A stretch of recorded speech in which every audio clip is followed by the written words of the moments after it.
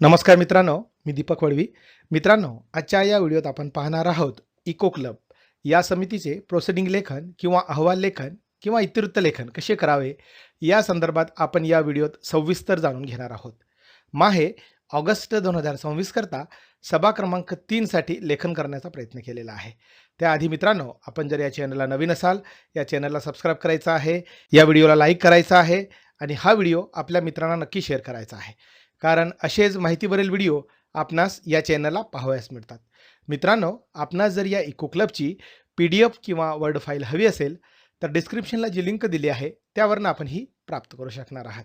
या ठिकाणी शाळा, केंद्र, तालुका, जिल्हा आपणास टाकून घ्यावायचा आहे आणि या ठिकाणी ठराव किंवा ठरावाचा तपशील थोडक्यात या पद्धतीने लेखन करून घ्यायचा आहे. दिनांक 7 ऑगस्ट 2026 रोजी शाळास्तर व वर्गस्तरावर इको क्लबची सभा बोलवण्यात आली. आजच्या सभेत खालील विषयावर सविस्तर चर्चा करण्यात आली. या पद्धतीने थोडक्यात प्रस्तावनेचे लेखन करून घ्यायचं आहे.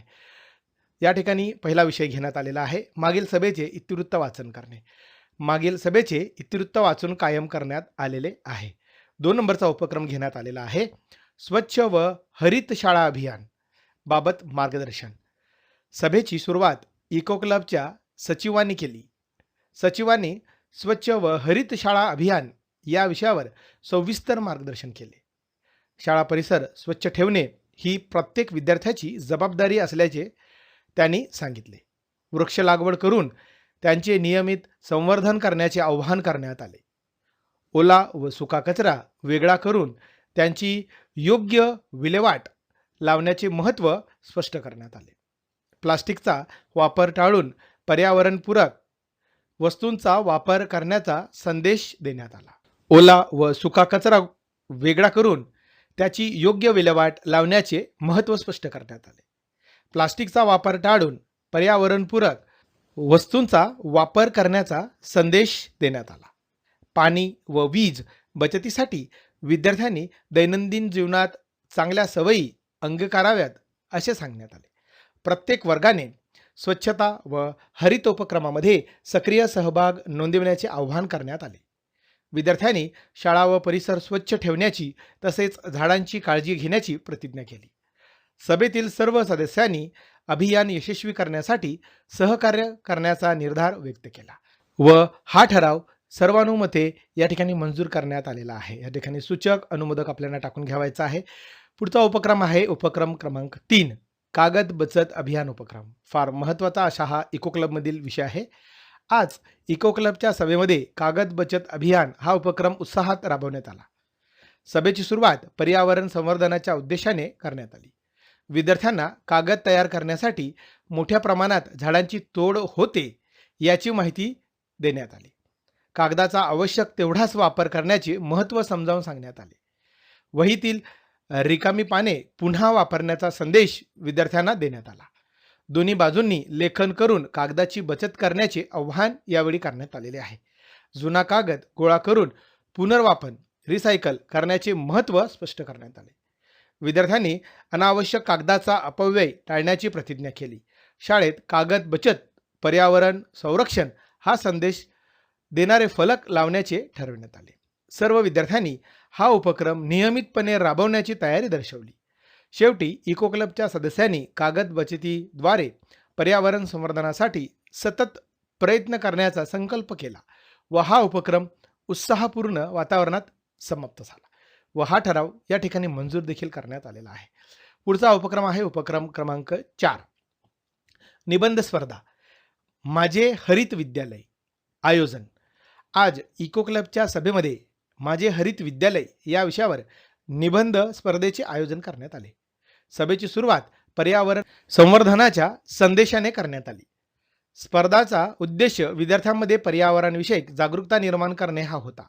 विद्यार्थ्यांना हरित विद्यालयाची संकल्पना व त्याचे महत्त्व समजावून सांगण्यात आले. निबंधामध्ये स्वच्छता, वृक्ष संवर्धन, जल संधारण, कचरा व्यवस्थापन व ऊर्जा बचत या विषयांचा समावेश करण्याचे मार्गदर्शन करण्यात आले. विद्यार्थ्यांनी उत्स्फूर्तपणे स्पर्धेत सहभाग नोंदविला. विद्यार्थ्यांनी पर्यावरण संरक्षणाविषयी सुंदर व विचारप्रवर्तक निबंध सादर केले. उत्कृष्ट निबंधाची निवड करून विजेत्यांना प्रशस्तीपत्र व बक्षिसे देण्याचे ठरवण्यात आले.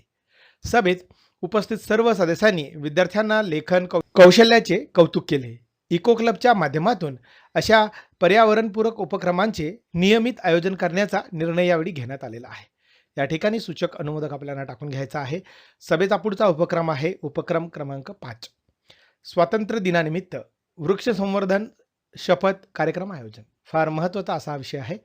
सभेमध्ये स्वातंत्र्य दिनानिमित्त वृक्ष संवर्धन शपथ कार्यक्रम आयोजित करण्याबाबत चर्चा करण्यात आली. 15 ऑगस्ट रोजी ध्वजारोहणानंतर वृक्ष संवर्धनाची सामूहिक शपथ घेण्याचे निश्चित करण्यात आले. प्रत्येक विद्यार्थ्याने किमान एक झाड लावून त्याचे नियमित संगोपन करण्याचा संकल्प करावा असे ठरवण्यात आले.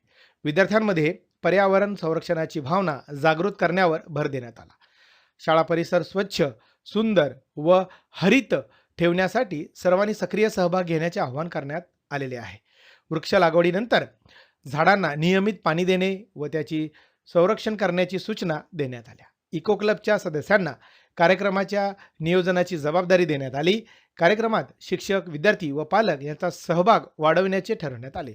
पर्यावरण संवर्धनाचा संदेश गावातील नागरिकांपर्यंत पोहोचवण्याचेही नियोजन करण्यात आले. या ठिकाणी सूचक अनुमोदक टाकून घ्यायचा आहे. या ठिकाणी शेवट विषय घेतलेला आहे ऐन वेळेसचा विषय.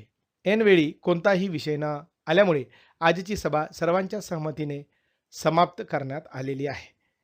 या ठिकाणी शेवटी एक पेज जोडलेला आहे. सभेस उपस्थित सदस्य या ठिकाणी अनुक्रमांक आहे, सदस्यांचे नाव आहे, पदनाम आहे आणि या ठिकाणी स्वाक्षरी करून आपल्याला हे दप्तरी ठेवता येणार आहे. आपणास जर याची PDF किंवा वर्ड फाईल हवी असेल तर डिस्क्रिप्शनला जी लिंक दिली आहे त्यावरून आपण ही प्राप्त करू शकणार आहात. धन्यवाद.